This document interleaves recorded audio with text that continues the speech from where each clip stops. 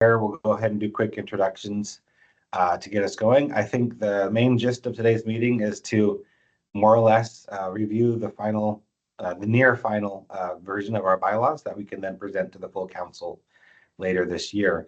I will just say at the beginning that I'm recovering from a little bit of a cold, so forgive me if my voice goes out. I am trying to medicate with a cough drop in my mouth, so I apologize if I come out sounding a little rougher than usual.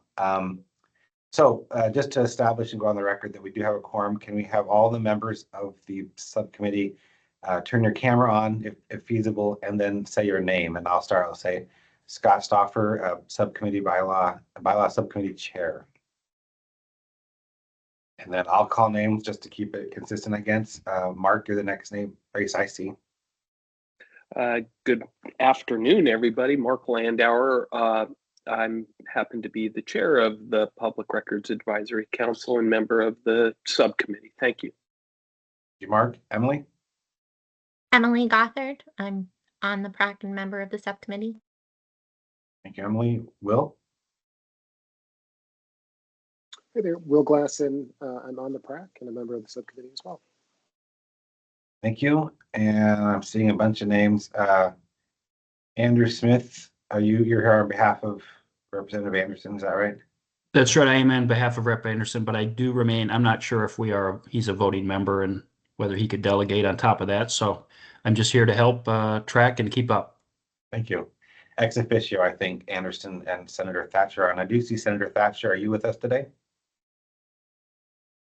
I am with you today. I don't know how good my connection will be, though. I'm on the road. Fair enough. So noted. We appreciate you taking the time. Anybody else, Todd, that we should acknowledge? Todd, you want to say hello? Todd Albert, Public Records Advocate. And I think that's everybody. That's everybody? Okay, great. Well, let me see if I can't share my screen, and we'll do the slides and go from there. All right, so that's the meeting. So the first order of business is approving the agenda. The agenda is as laid out there, really just finishing up reviewing the draft bylaws, talk about next steps, take public comments, and call it a day. Are there any questions or requested changes to the agenda? Move the agenda. I believe Mark has moved to approve the agenda. Is there a second? Second. It has been moved by Mark, seconded by Todd to approve our agenda for today. Any further discussion? Seeing none, all in favor say aye or raise your hand. Aye. Aye. Aye. Any objections, say nay or raise your hand now. Seeing none, the agenda is approved. Thank you very much, everybody. On to the big show. Just a reminder where we are. We started off last summer, fall, doing research. We started putting together pieces of different bylaws we found.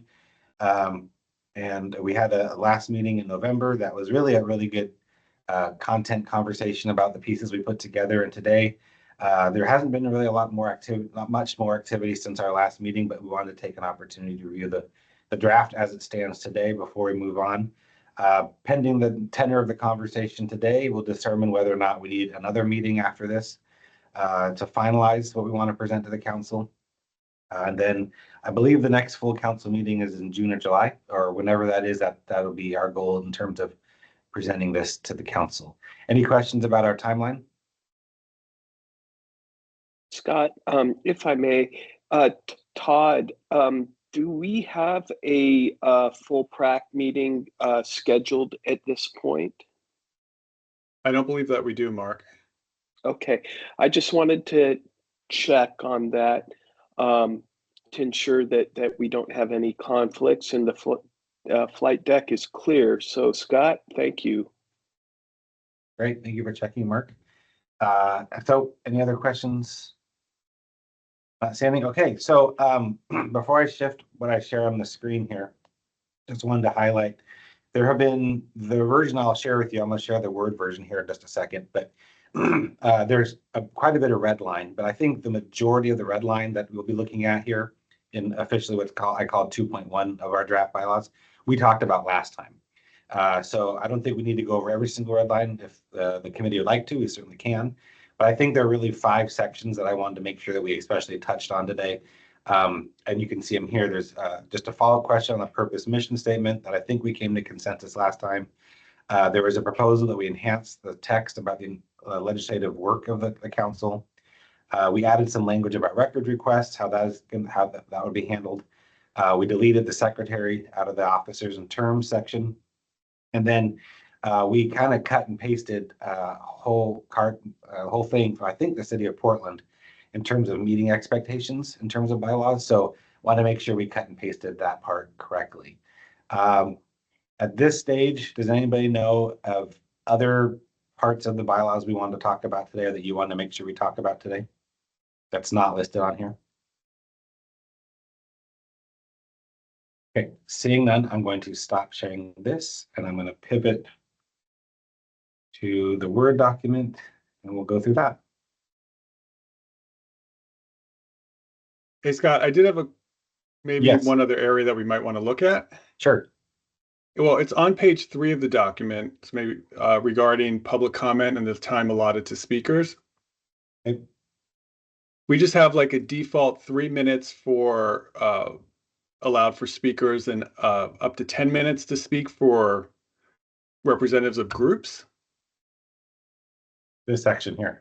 Yeah, I just don't remember that discussion, and I'm fine with it if everybody else is, but I thought it usually worked like the amount allotted was at the speaker's discretion, sort of based on the requirements of each meeting, but I'm open to a minimum as well. Yeah, I don't off the top of my head remember that conversation either, Todd. But I'll just say I believe the 3 and 10, that's sort of a kind of a standard for city meetings. But it's I totally agree too that the discretion of the chair, I think, is the general how we've operated and how most public bodies, I think, operate. So open to that conversation when we're there. So maybe we'll just go ahead and start there. What do people think? Do we want to call out in the bylaws this 3 and 10 notion, or use more language that says discretion of the chair? Mark, your head shaking. Okay. Yeah, I completely support the notion that we take public comment during the course of our regularly scheduled meetings. I have no quibble with that. I don't recall having this conversation about 3 minutes and 10 minutes, and I'm sort of reluctant at this point to want to adopt that, Scott. Sure.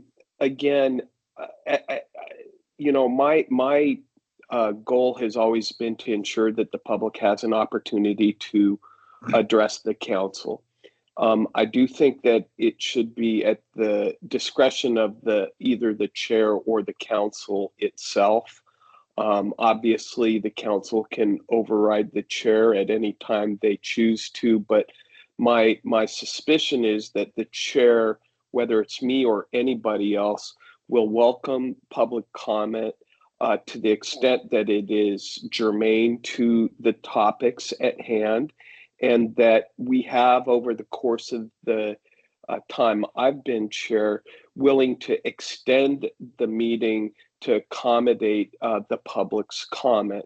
So I don't know if we really need time limitations. My general theory has been giving people 2 minutes, and if they're being on topic and adding to the conversation, then we extend that time period so that they can complete their comments to the council. I just don't think we need to lock us in. So that's sort of my feeling.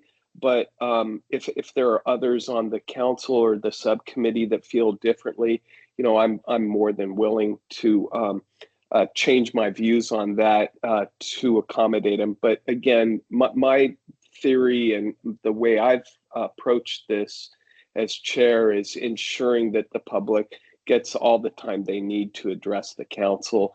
And I don't think we necessarily need to have this as detailed as it is, Scott. That's a long-winded way to say I don't think we need the time limits. Thank you. Thank you, Mark. What I think I hear Mark then kind of proposing is deleting this second sentence in that paragraph that just refers to the 3 and 10. Emily, Will, Todd, any other thoughts?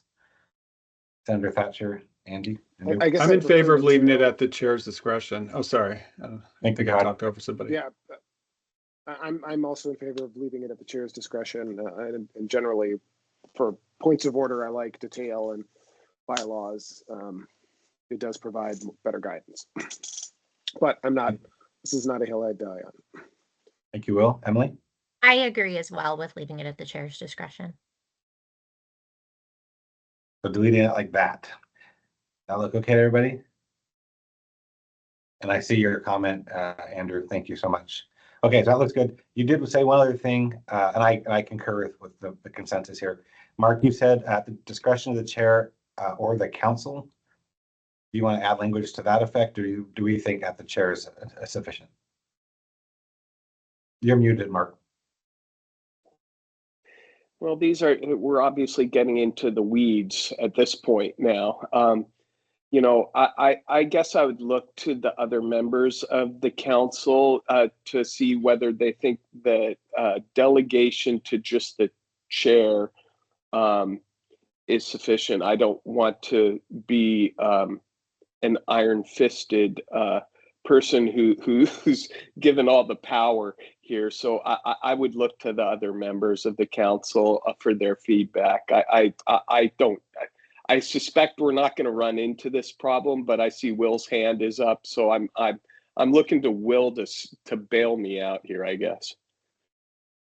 I guess my experience with public meetings and with having more than one individual or groups of individuals have the ability to control those meetings is that simpler is better. So I think having the chair able to make this call it would be my preference. I think council can always raise the issue that they would like a different decision, and there could be discussion around that. But the idea of having sort of an vying contingents between the chair and other committee members around this particular point doesn't strike me as necessarily super productive in public meetings. Thank you, Will. Senator Thatcher? Oh, there we go. There's the mute. I agree with what's been said in legislative committee meetings. There isn't necessarily a minimum time unless it's a very popular topic. And then you look at the testimony on hand and your time on hand, because we have to get out of those rooms at certain times.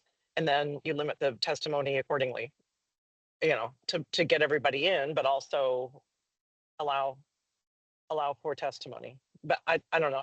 It does need to be left at the discretion of the chair, but maybe there can be a guidance as to planning on 3 minutes. I think that's kind of the guidance in the legislature. I don't know if it's official or not, but to plan on a 2-minute to 3-minute testimony, and it can be adjusted from there.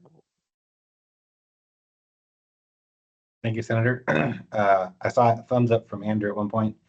Any other comments on that? I do take the suggestion from the senator that it is helpful in terms of setting expectation for the public, what they might expect, but leaving room for the discretion of the chairs also seems to be carrying the day. So, so I'm hearing that we don't need to add council at this point. And I see your hand raised, Joe. And as a non-member of the committee, I think we'll take comment once the committee is done. Thank you. I'm hearing that we're okay not adding council at this point, and we're good to move on from this section. Or is there any further thing about public comment from the committee? Okay, I'm going to scroll back up to the top. Thanks for flagging that, Todd. We had a couple of things in Article 2. I just wanted to confirm, reading my notes here, we talked about this last time, and there was consensus that we didn't want to do much more in terms of adding a purpose or mission statement, but there was the idea that in the future, the council may want to circle back to that. Just wanted to check in with that. We're all still feeling good about leaving the mission purpose statement alone for right now. Anybody having an impulse to write something right now? Nope. Okay, just wanted to check on that. Then the next one, it was suggested at our full council meeting on November 15th that we consider adding or enhancing the existing language regarding the council's legislative work. And so I believe I highlighted section 4 of the B4 there in terms of what it calls out there. And I'm feeling like we pulled that language from the ORS. So this point of discussion for the committee, as it stands now, the bylaws basically, I think, quote the ORS, but what do people want to do? And I see, Andrew, your hand's raised. So yeah, just one quick thought. It's more of that is framed in a kind of a negative way in the sense of identifying something as a shortcoming as opposed to this is very minor, of course, as opposed to say improving.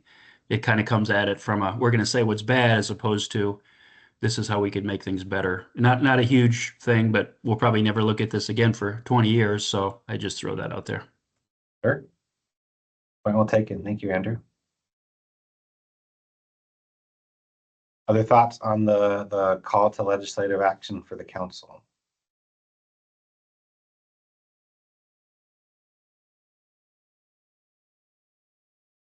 Hearing none, I feel like we have raised it in the committee, and I'm not hearing any impetus to revise this at the moment. So if you feel otherwise, I think we might have a few more days to look at it, or probably a couple months to look at it. But hearing nothing else, we're going to roll on to the next topic then. Hey, Scott, can you scroll up? I'm sorry. Yep. Okay, no. Just go down. I saw membership and I saw red and it just says draft. So I thought we may have missed something there. We did not. So thank you. Okay. Yeah, and like I noted, we talked about a lot of this red stuff, the stuff you see underlined and highlighted last time, and it wasn't necessarily, the comment was flagged as resolved. Doesn't mean we can't circle back to it now, but wasn't flagged as something we had talked about today. Talking about public comment. We had a discussion last time about minutes, and the full council waited on that, so that's been resolved. Okay, records request came up last time, and on the 15th, the full council talked about it. And basically the gist of what was requested and what's been added to the bylaws was that just calling out that any records request for the council's records will be handled by the PRA's office. So that's what's put in there. Any questions or concerns with that? Yes, if I may. Todd, as you can see, this mentions the PRA's public records request policy. Just wanted to check in with you. Remind me, did you bring that policy to the council yet, or is that something that still needs to be completed? I apologize. My memory is failing me at this point. That's all good, Mark. Yeah, so I gave an outline of what the policy would be, which is all the basics. Essentially, I'm the custodian. We won't charge unless we have to. If we have to charge, it'll be at Yufeng's rate because she's the lowest paid employee capable of completing the relevant tasks in our office. And I have to actually draft that, which I have not done as of yet, but will happen this month. Okay. And if I may follow up, Scott, just briefly, Todd, is it your intention to put that policy into place prior to our next meeting of the full PRAC, or is that something that you intend to bring forward? My recollection, again, sorry, going from memory, was that you sort of provided the PRAC an oral outline of the policy, and we were given the opportunity to provide you feedback at that time. I guess my question is, at this point, are you comfortable in putting in place that policy without the approval of the full PRAC, or do you feel that you already have that approval? I apologize. I didn't look at the meeting minutes from our last meeting. I apologize. I left the meeting believing I had the authorization to do it, but I would probably send a draft to everyone to take a look at anyway, and they could respond to me individually to avoid any public meetings law concerns. And then once everyone's on board, because I don't expect a lot of pushback. But of course, if anyone on the council has concerns, I'll address them. So I'll wait for feedback once I send out the draft, and then I will post it in advance of our meeting, because technically, depending on what goes on, we don't have to meet statutorily until June. Yeah, I guess my point here is, Todd, I'm anxious for your office, for the office to have that policy in place. I guess that's what I'm driving at, and I'll zip it now. I see Senator Thatcher's hand is up. Yeah, I get the opportunity to look at contracts and rules and statutes and all kinds of things. And when they're referring to something outside of that document, it's nice to know where to find it. This just says it's outlined in the PRA's public records request policy, and it might be good to close the loop on where, particularly direct people to where they could find that. That's great. That's a great addition, Scott. So Yep. I suspect we'll want to do some kind of a hot link from our bylaws to wherever that policy ultimately resides. Yep. That's a Good call. great comment, Senator. Thank you for that input. Agreed. Todd? Yeah, I was going to suggest a hyperlink as well, and maybe we could also say, like, as well, this is still a draft, so we could say, and as posted on, like, and we could put the website. Yeah, I like that, because over time, pages will change, but if the landing page of the PRA has available, and that way I can do it right now too. We don't have to wait until you post it. Yeah, and it's oregon.gov/PRA.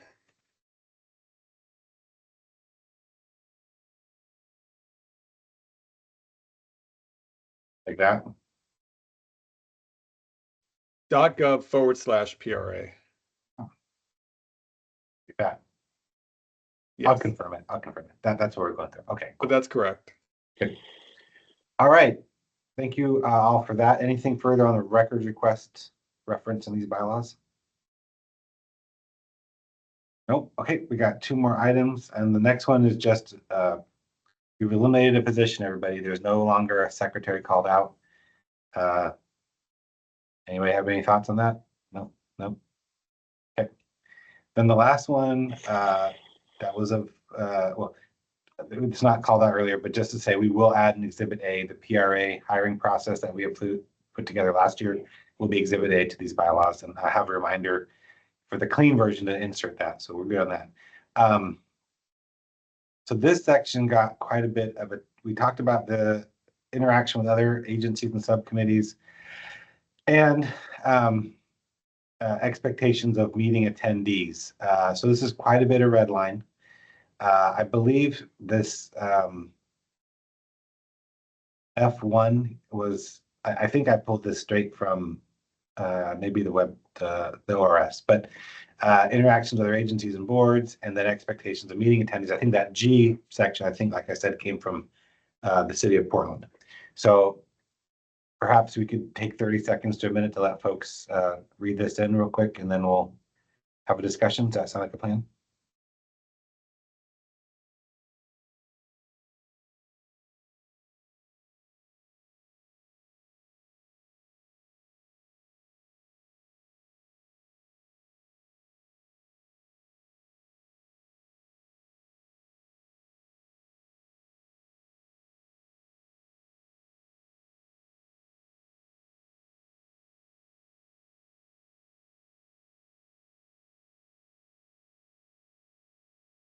Maybe 30 more seconds.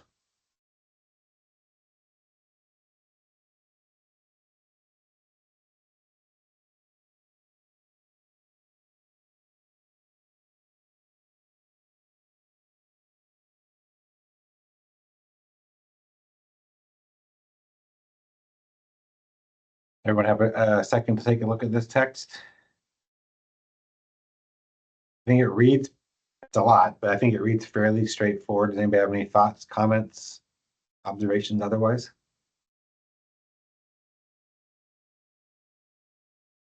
Andrew? So number one, I'm just curious, is this common language Actually, let's see, I'm number G, I guess. Is that common? The kind of that you have cease and desist language, or I mean, what are cities and counties and other public bodies doing? I think this is pretty well in practice, if not always written down. And like I said, we did get several examples, and I remember there were a couple of public meeting expectations texts like this, and this, like I said, I believe is from the city of Portland. So I think it's not uncommon, but probably the standard. Todd? Yeah, I was also going to say we have a specific reference to assistance from other public bodies in our statute noted here, 192-481 subsection 10. It says all public bodies, as defined, shall assist the council in the performance of its duties to the extent permitted by confidentiality concerns. And so actually all public bodies have this duty to work with us to the extent they're able to. And so I think it is good that we put it here and referenced it specifically. And that's something like along the lines of like when we did our survey, telling public bodies, hey, we'd love your participation. And actually, to the extent confidentiality laws don't get in the way, you actually have to answer our survey. So I think it's good to reference that. Right.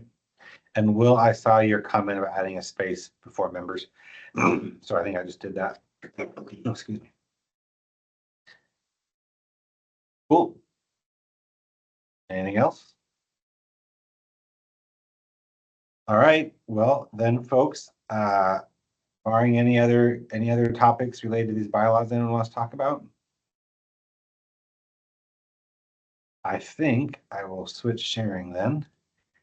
And well, I'll go back to PowerPoint here. And I will say, we've done that. We're at the reviewing step. The next step, and then we got to talk about is getting this ready for presentation to the full council. As has been noted a couple times in this meeting, the next full council is probably, given that this is a long legislative session year, probably not till June of this year. So no great rush, but my thought is I will adopt all the edits, all the red line, we'll make it go away, make a nice clean version, insert Exhibit A. I'll ask Todd to distribute that to the committee and we can take a look at it. I feel like, if nothing else, just because of the passage of time, it may be beneficial for this committee to next meet maybe really quickly in May, just to give us some time to refresh ourselves about what it is we did before we go to the full council. And that kind of also gives us a next step date. Does that sound reasonable to everybody? Yeah. I'd like to do a check though, Scott, on the timeline here, because I'm pulling up the legislative calendar. Legislative Assembly, much to my chagrin, is due to conclude on June 29th. That is the constitutional sine die, although the target date is mid-June. Having said that, I would probably want, as a course of, there are going to be others on the PRAC who are having to also deal with the Legislative Assembly. I'm probably going to look to a meeting shortly after the July 4th date, just to ensure that we get a full slate of participants. Works for me. And so I think what we'll want to do is probably put out the document for feedback in early June. That way it'll be fresh in people's minds, and we can have a lively discussion at the full PRAC meeting in early July. Just want to make sure everybody, I'm trying to think of timelines here, and I just want to make sure that everybody's expectations are in line with what I'm thinking. So my thinking is we're going to probably wait until July, and I see Senator Thatcher's hand is up.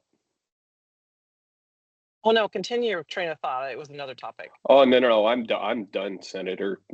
Please go ahead. Well, I just want to mention that I have a placeholder bill in case there's anything that comes up that the council or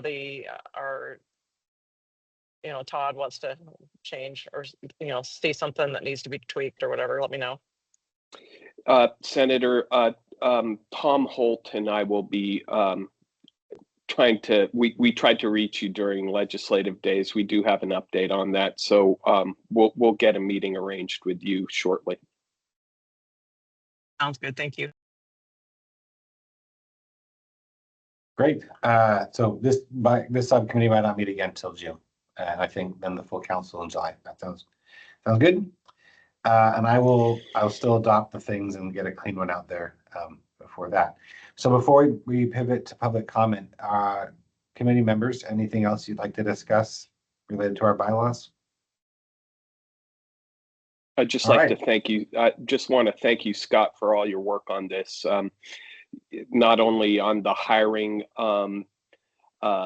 guidelines that you put together that will be Exhibit A, but all your work on this product as well is really appreciated.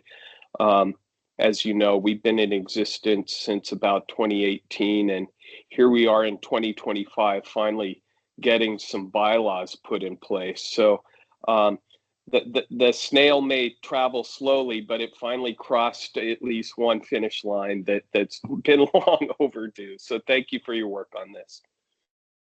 Happy to help, and you guys have been a great subcommittee. So thank you for all your work as well. All right. There was at one point, Joe, you had your hand raised. So the committee will then entertain public comments. If anyone is interested in making said comments, please raise your hand and we'll recognize you. I'm trying to have a problem. Oh, sorry. Hi. Hi, Joe. I do agree with everybody dealing with the public records comment that it's at the discretion of the chair. But by the same token, I wouldn't cut myself short by implying that groups are not allowed to request extended time. So for example, to me, it would seem that they would have to make a request to the person creating the agenda to request for the additional time of 10 minutes. So you might want to put like a little sub bullet underneath there that, you know, general policy is 3 minutes for individual comments, but we do allow for reasonable accommodation of 10-minute for group efforts, group comments or something like that, especially if it's on a real tenuous issue. And speaking to Mark's comment with respects to the legislative session, at page 1 of your white paper, your Word document, you have the adopted date of June 1st for the bylaws. Am I to understand, based upon Mark's comments, that would tentatively be pushed back? Yes, the June, thank you for your comments, Joe. The June 1st date was just a placeholder, totally expecting that the date would be revised to reflect when the council actually adopts it. So yeah, that was just a placeholder. Those dates will get changed. And thank you for your remarks, Joe. Any other comments? If not, then I think I will entertain a motion to adjourn. And just a reminder to summarize, you'll get a clean version from me probably soon. And then we will look to set up a poll for a June meeting, prefetching a July council meeting. That sounds good. Then I'll entertain a motion to adjourn. So moved. It's been moved by Mark to adjourn. Do I have a second? I think I saw Will second it. All those in favor of adjourning, say aye. Raise your hand. Aye. Any opposed? We are adjourned. Thank you very much, everybody. Have a great rest of your start of your new year. And good luck in the legislative session for all those celebrating that. Thanks, Scott. Thanks for all your work. Thanks. See you around.